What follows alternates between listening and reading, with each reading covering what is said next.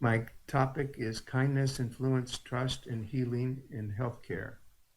Care Human. I'd like to begin with Alice's story. Alice had a biopsy on a mass in her stomach. Her gastroenterologist was in his car driving home in heavy traffic. At the traffic light, the doctor saw the pathology results pop up in the electronic health record, and it was good news. The mass was benign. It was a Friday afternoon before a long holiday weekend. But despite the fatigue from his work week, Alice's physician drove back to the hospital in order to call her on the phone with the good news, instantly relieving her of her intense anxiety and bringing her to tears of gratitude. Alice's doctor could have waited until he was back at work on Tuesday after the long weekend, but he did not wait. He drove back to the hospital and he called Alice. And in doing so, he demonstrated the power of kindness, my topic for today. Healthcare is a high emotion service, especially for seriously ill patients. And what I mean by a high emotion service is a service we use as people that causes us great anxiety or uncertainty or even fear. And in the case of healthcare, we often experience that anxiety or fear even before we have the medical appointment, even before we have the medical procedure. Healthcare is as high an emotion service as an emotionally intensive service of any of the services available to consumers. I want to share with you today my unfancy model. I'm a professor, and professors are famous for their very fancy models. This is an unfancy model, but I hope you will find it powerful for you, useful for you. The model is kindness to patients influence patients' trust. And patients' trust in turn influences the healing of patients and the healing of those who care for them. And we'll go through this model step by step. First, kindness, purposeful, voluntary action, undertaken with sensitivity to the needs or desires of another person, and actively directed towards fostering their being, their well-being, or their flourishing. Kindness comes not from a job description. It comes from one person's values, their personal values. It comes from our heart, our kindness. Care Human, the theme for this conference, this beautiful theme, Care Human, starts with kindness, and it also ends with kindness.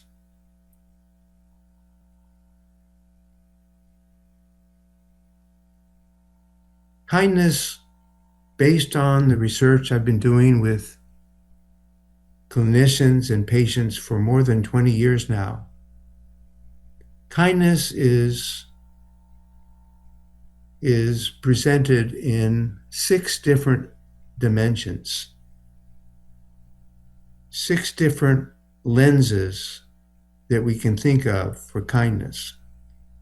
And I'll take you through each of them in a moment. But for the group as a whole, deep listening, empathy, generous acts, timely care, gentle honesty, and support for family caregivers. These are the dimensions of kindness in healthcare.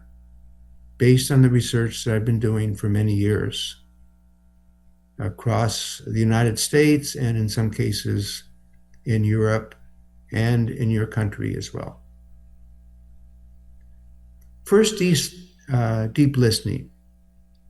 Actively listening to your patients. It conveys respect for their self-knowledge. Patients know a lot about themselves, and that's important in diagnosis and treatment. Active listening builds trust and it improves the decisions for treatment. Deep listening helps clinicians not only learn what is the matter with the patient, it also helps the clinician learn what matters to the patient. Think of this for a minute before I move on to the next slide. When we listen deeply, we convey respect, we build trust, we improve the decision-making. Because when we listen deeply, we not only learn what is the matter, what is wrong with the patient medically, we also learn what matters to the patient, what is most important to the patient. We learn about the patient's priorities and the patient's values. We learn more about the human being that we're caring for. We learn more to provide care human. Empathy, the second dimension of kindness, has 4 component parts. First, seeing from the other person's perspective. Second, avoiding judgment when we assess the situation. It's so easy for us in medical care, whether we're clinicians, nurses, doctors, or administrators, or working on the front desk or on the telephone. It's so easy for us to make an initial assessment because of the way the patient presents herself. Maybe the patient has tattoos, and maybe we don't like people with tattoos. But empathy is about avoiding that premature judgment and assessing the situation as objectively as possible. That's empathy. It's also recognizing the emotion present, recognizing it, and then responding to the emotion in particular and the patient in general in a caring way. Empathy. I've done a lot of my research in oncology, in cancer. And one of the questions in my interviews with cancer clinicians, doctors and nurses, that I always ask is there a certain phrase that you'll never use with a patient or a family member? Is there something that you'll never say to a patient? And everybody that I asked that question, several hundred people I've interviewed in the cancer community, had an answer to the question. Everyone had an example of what I call a never word or a never phrase. And you see some examples on the screen. There's nothing more that we can do for you. We should never say that to a patient. There's always more that we can do. We may not be able to cure. We may need to stop curative treatment, but there's always more we can do if we stand by the patient in helping the patient navigate to the next stage. When we say there's nothing more we can do for you, it implies that we're abandoning the patient. We're saying goodbye to the patient. We're saying it's over. The medical treatment, the medical participation and partnership that we have, we need to stop. We don't ever want to say that to a patient. Why did you wait so long to come in? It feels guilty when we say that to patients. It makes patients sensitive that they did something wrong. You failed chemo. That's a never phrase. It suggests the patient is at fault because the chemo didn't work. But in fact, the fact is the chemo failed the patient. The patient didn't fail the chemo. You are lucky it's only stage 2. We should never use the word lucky when we're talking to a patient diagnosed with cancer. There's nothing lucky about cancer. It trivializes a serious condition. Let's not worry about that now. In my study in oncology, I've been in the examination room with the patient and the doctor, watching, observing the interaction many, many times. And this is a common phrase that clinicians will use with patients when patients want to know their prognosis. They want to know how much time, they want to know how sick they are, they want to know the truth. Does every patient want to know the truth? Probably not. Do most patients want to know the truth? The answer is yes. There's a lot of empirical research to support that. And when we say, let's not worry about that now, when the patient is asking us, what is my prognosis, doctor? We simply make the patient more anxious than they were even before they asked the question. Never phrases are not empathetic. And I encourage all of you listening to my presentation today, attending the conference, to go back to your work unit with your colleagues and have a meeting where you identify as a group, what are the words we use, what are the phrases we use we should never ever use again with a patient or with family or with each other. And then as a group, commit to abandoning the use of those phrases. Commit to that. Never phrases. Another dimension of kindness is generosity, generous acts. Generosity is extra effort. It's going beyond. It's going beyond what is essential. It's doing more. It's doing more.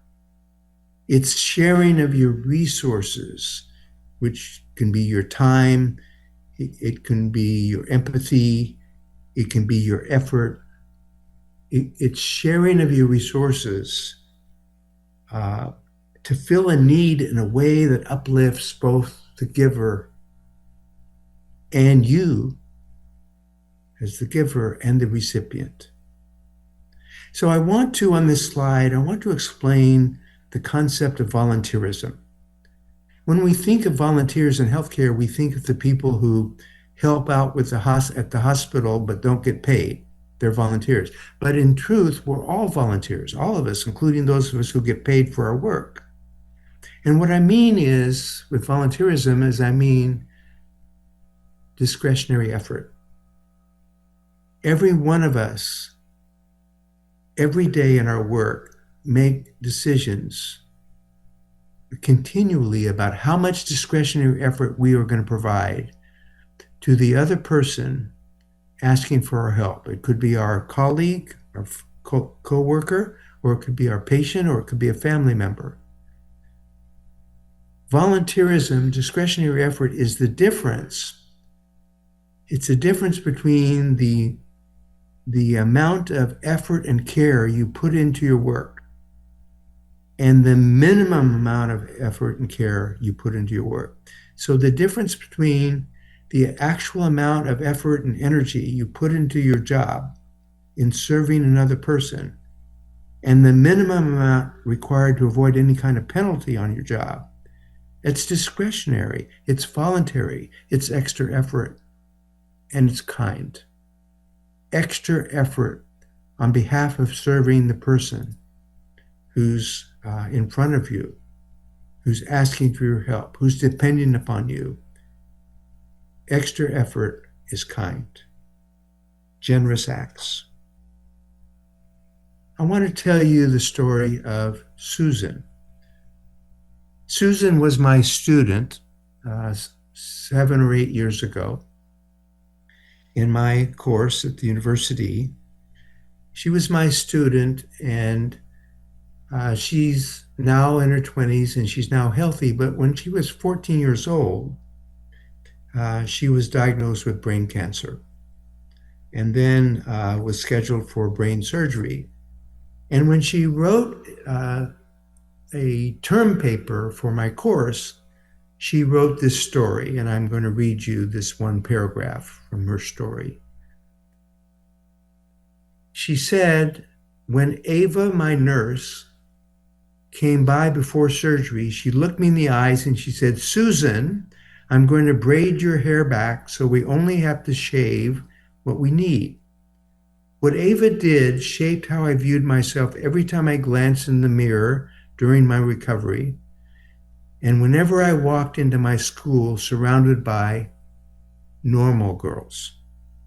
Ava probably doesn't remember braiding my hair, but that moment has stuck with me for the past 6 years.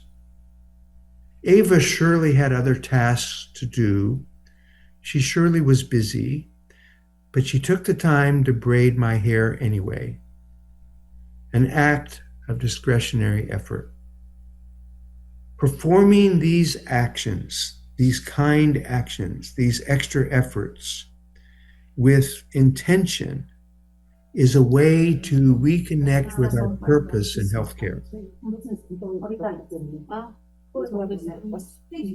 and to mitigate against the moral distress associated with this work.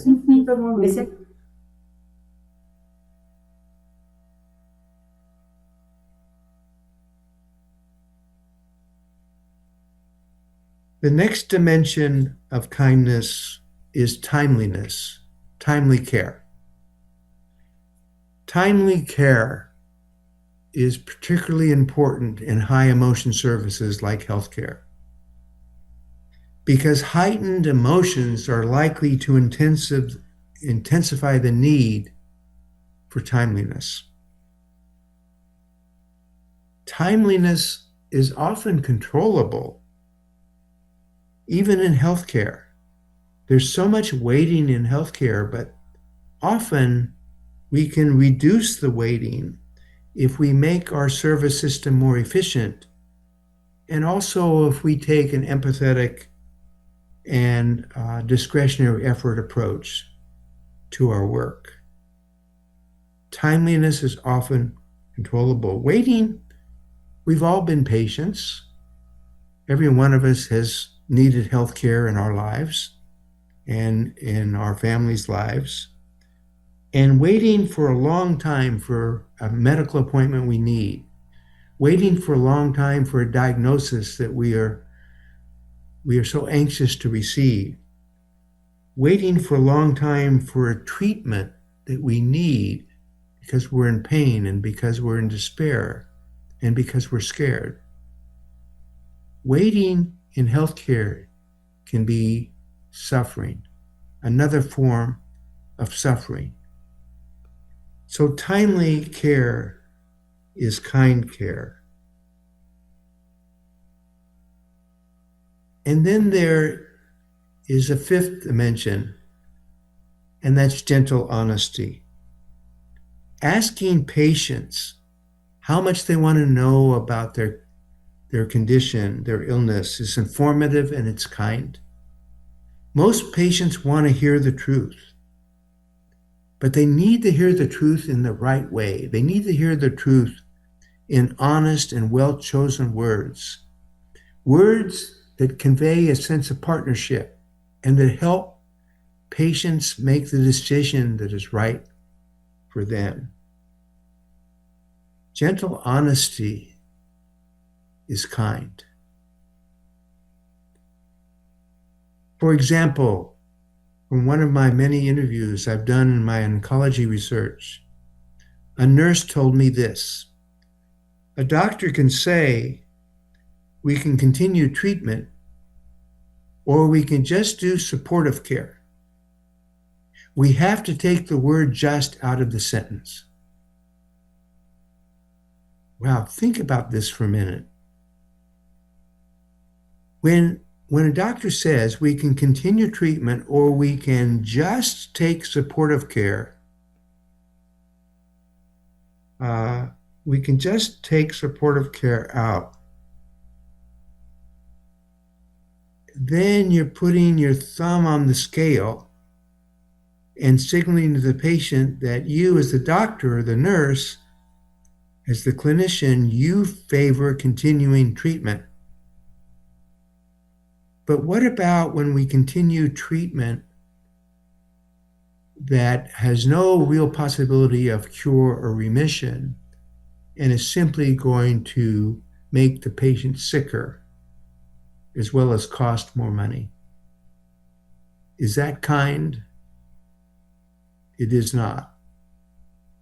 And so that's why this nurse that I interviewed said, we have to take the word just out of this sentence. In this context, the word just is a never word. It's a never word. Gentle honesty.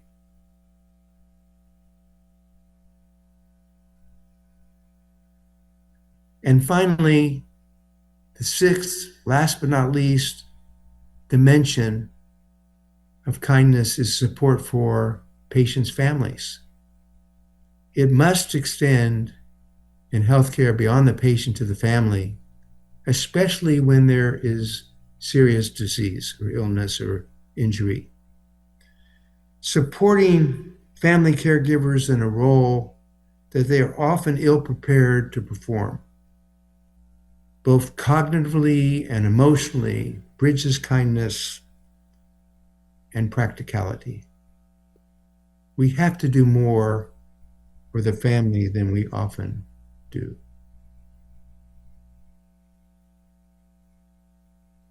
So here, in the Unfancy model, here we're ready to talk about trust. So kindness in all of its 6 dimensions influences patients' trust. And patients' trust in turn influences the healing, both of the patients and the people who care for them. Let's talk about trust. Trust is the willingness to rely on an exchange partner with whom one has confidence. It's a willingness to rely on the other party because you have confidence in them. There's no service that depends more on trust than healthcare, given how uniquely important and variable and complex and personal the healthcare service is to patients.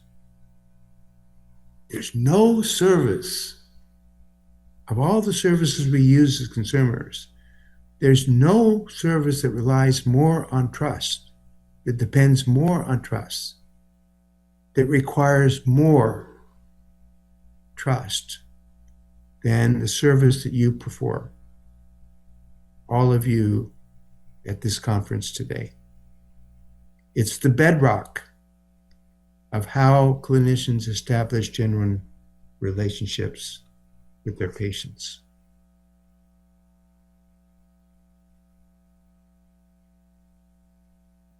So, kindness to patients influences patients' trust.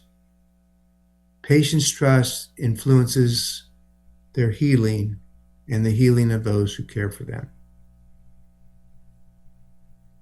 So let's talk about healing now. The primary missions of healthcare are to offer, first, health, which is the prevention of disease, and healing, which I define as physical and mental healing when it's possible, but also emotional healing as needed. Health and healing are about more than medication. It's about more than technology. It's about more than procedures. Health and healing concern furthering a person's well-being.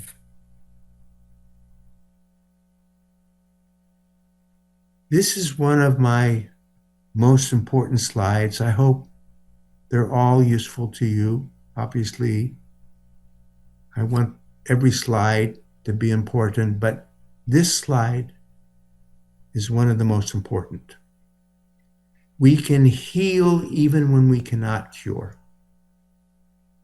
That's the way we need to think about healing. We can heal even when we cannot cure. There's 3 types of hope. The first kind of hope is focused hope, and focused hope is centered on the future. The patient and the family are focused on the future, and they hope for a cure. They hope for remission. They hope the treatment will work. But what about if cure is not available? What about if cure is not possible? Does the patient need to lose hope? And the answer is no. There are other forms of hope that clinicians can help guide patients to when cure or remission, effective treatment is no longer possible. The second kind of hope is intrinsic hope. And intrinsic hope is hope that's centered on the present day, on today, where a clinician guides and helps a patient navigate to hope for a good day today, a day where the pain is less or the pain is absent, a day when the sun is shining and you can be outside and enjoy nature, a day when your grandchildren are going to visit your home and be with you, a day when you're going to be with your spouse, doing something fun. Yeah, that's intrinsic hope, where you're focused on the present, on living as well as you can every single day that you have left in your life. And then there's even a third kind of hope. And this kind of hope, this level of hope we call freedom hope, was taught to me and another physician, a hospice physician that I work with.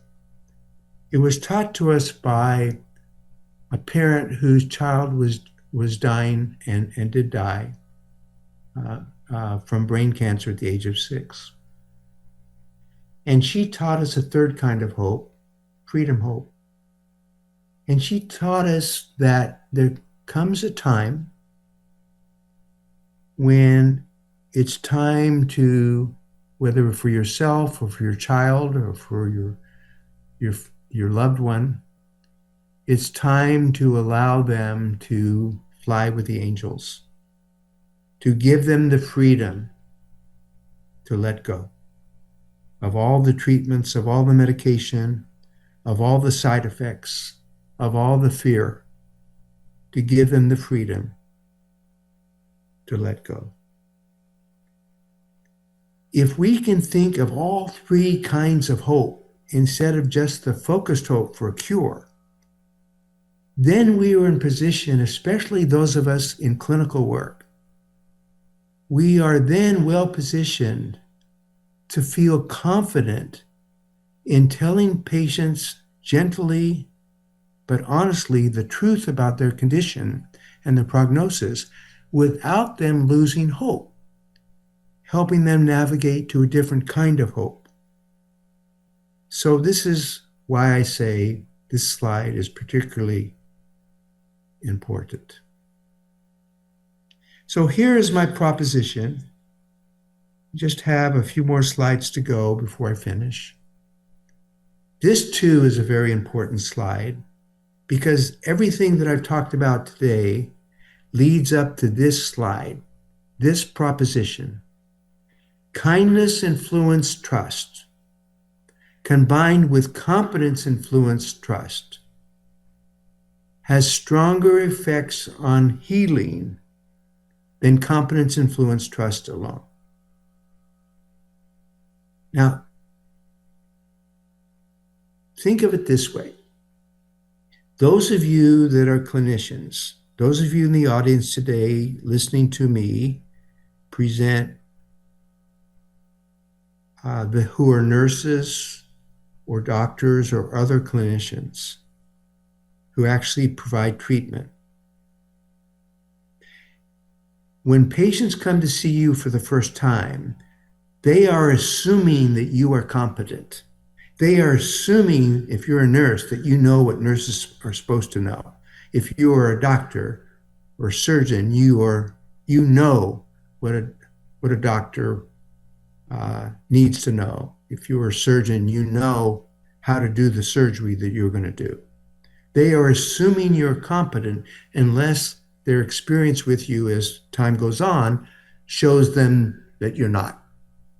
So you start with competence, influence, trust at that first meeting with most of your patients, maybe not all of them, but most of them. They assume you're competent because you're a doctor, because you're a nurse. You have to earn, though, your kindness with your behavior, with the way you treat them. Treat them with your behavior, with your interpersonal skills, with your kindness. You have to earn it. And what I'm saying in this slide is when you take kindness and you put it on top of competence and you put the two together, kindness and competence, you put it together, then you have a stronger influence on healing than competence, influence, trust alone. This is my hypothesis for you, my proposition.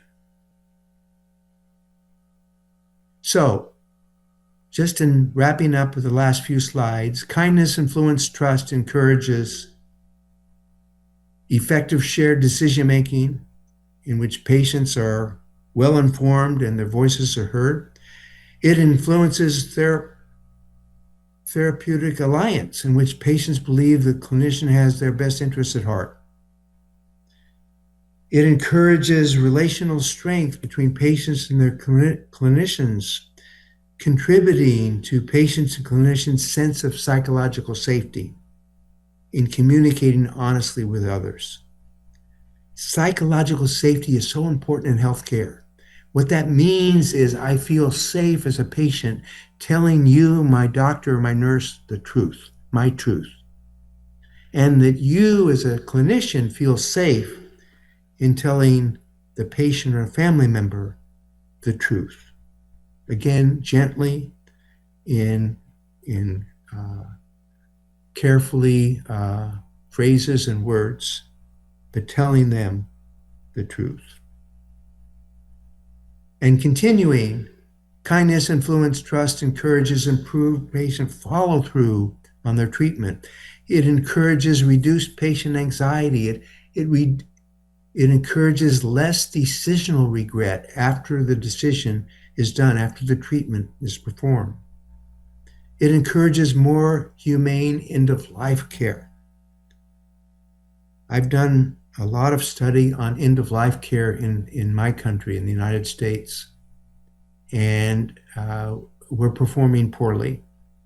There's far too much overtreatment where we're hurting people at the end of their life with treatment that doesn't help them, it just hurts them. It just makes them sicker. It makes their life worse instead of as well or as good as it could possibly be under the circumstances. More humane end-of-life care. And finally, greater patient satisfaction and staff morale.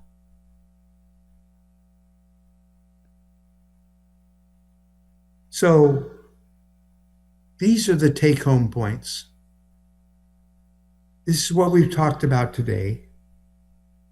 Kindness is multidimensional. It has these 6 dimensions. This comes from years of research that I've done on this topic. Deep listening, empathy, generous acts, timely care, gentle honesty, and support for the family. It's multidimensional kindness. It's powerful. Hopefully you've seen in my presentation how powerful kindness can be. And it's voluntary. It's discretionary. It's up to you. We decide in every single encounter we have with every other person we we interact with at our work, our coworkers, our patients, their family.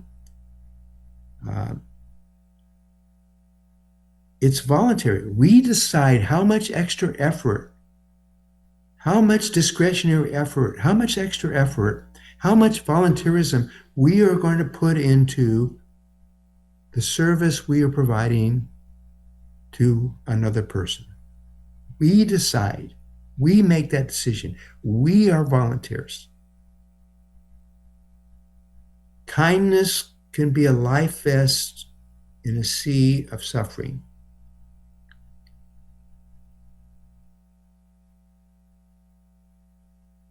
And finally, as a final slide, Care Human starts with and ends with kindness.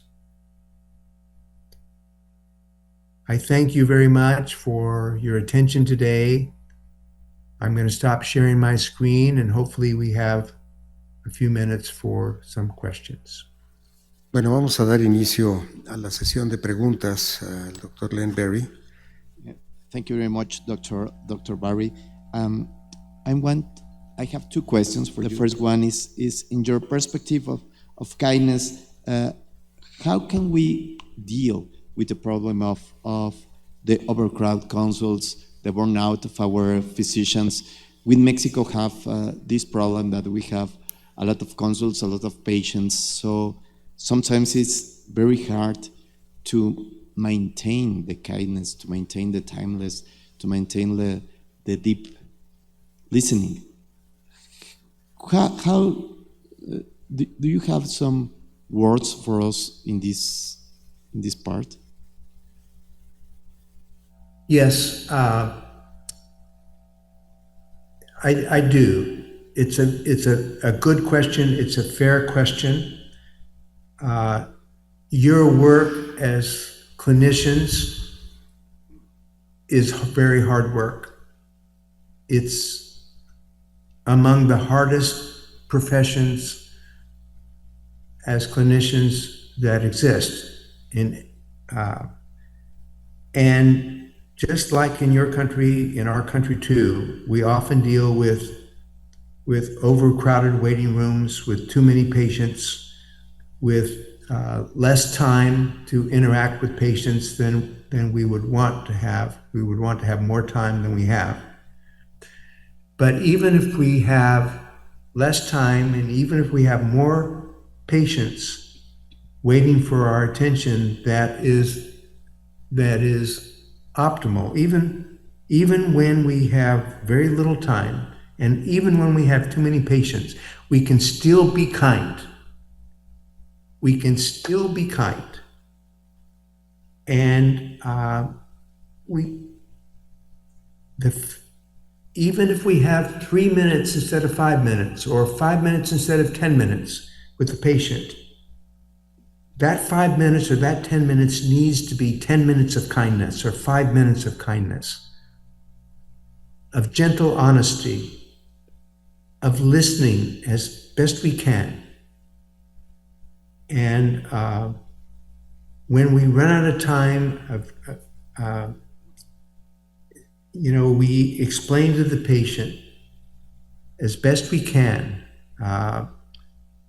how we can continue to help them, whether it's another appointment, whether it's having another member of our team who might have more time, whether it's our nurse or the medical assistant who can help with the visit, providing information, whether it's online information or printed information about the patient's illness, so the patient can take that information home. But the fact that we have less time, it makes the word harder, but it does not give us an excuse to be unkind. We just have to try harder. We do the best we can. Our patients need us. They're dependent upon us. They're vulnerable. They need us to be our best selves.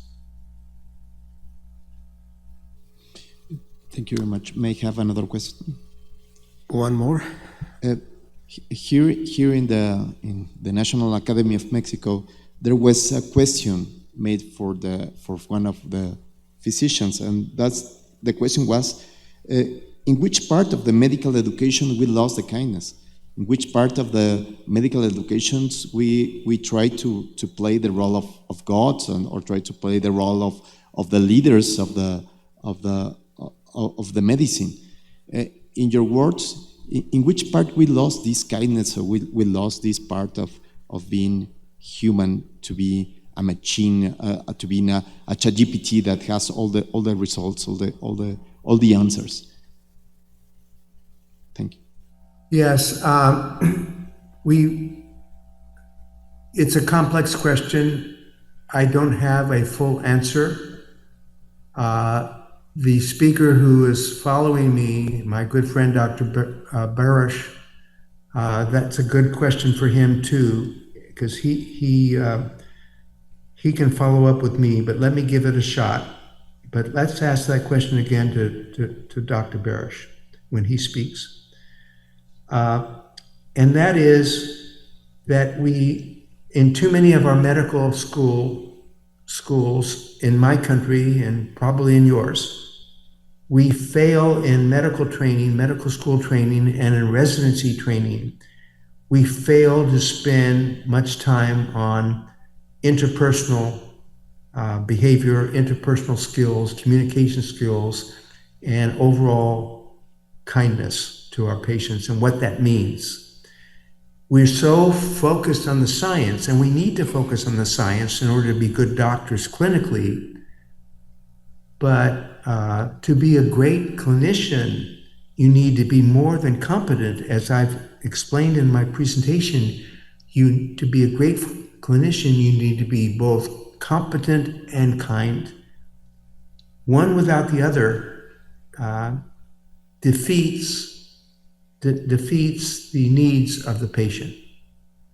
And so we're failing in many of our medical schools. We're failing in many of our residency and fellowship experiences.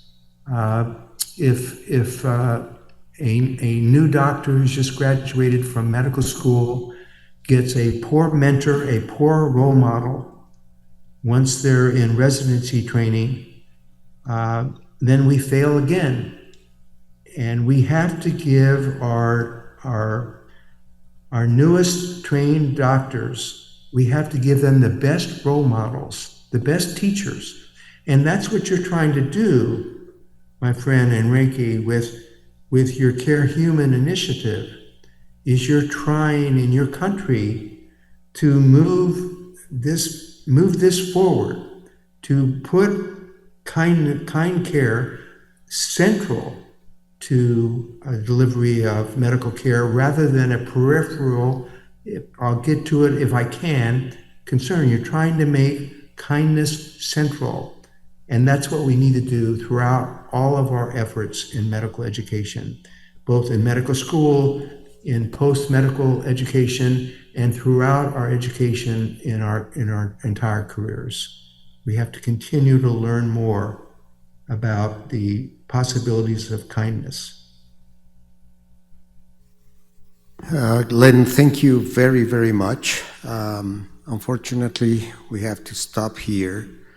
I really appreciate you to be with us this morning.